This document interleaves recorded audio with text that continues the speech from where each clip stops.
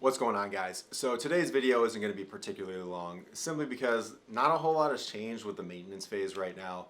I'm sitting at 218, which is up a pound from 217, which was my initial weigh-in.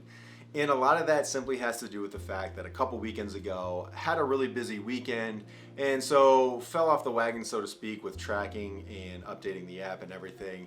And that actually spiraled into about a 10-day period of not doing those things. And while that's not ideal, the end result really wasn't all that damaging because obviously I'm only up a pound. The maintenance range is from 212 to 221, and so I'm well within that range still. And I should say I wasn't just binging and going crazy and eating like an idiot either. For the most part, I was kind of sticking to what I had been eating. I had just kind of gotten lazy with the tracking piece of it.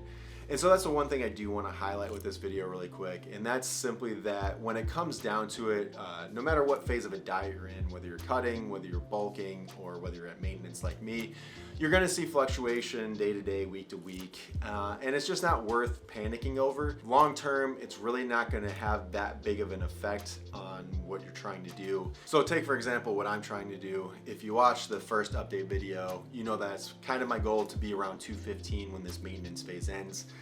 And I've still got the better part of 8 weeks left. And so that's 8 weeks to try and shed 3 pounds. Really not going to be a problem. I'm not worried at all about that happening. So to stress out about the fact that I, missed 10 days really isn't worth it long term. And so that's just what I want to say to you guys right now is that if you're using this app or if you're using any other type of dieting program, if you miss a few days, it's really not that big a deal. You can get right back on track, and then long term, it's really not going to have that much of an effect. So that being said though, I think what I am going to do is scale back the amount of these updates that I'm going to do, simply because, like I said, that maintenance weight range is so wide that I'd really have to go off the rails to mess this up.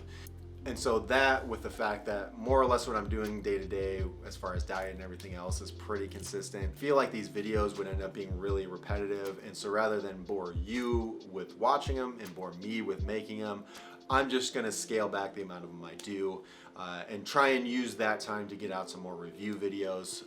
You guys have seemed to be enjoying those, so I'd rather focus on that a little bit more.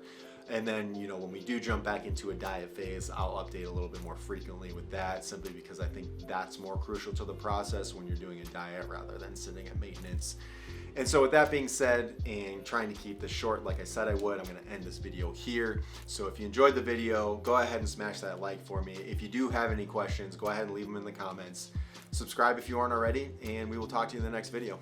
Peace.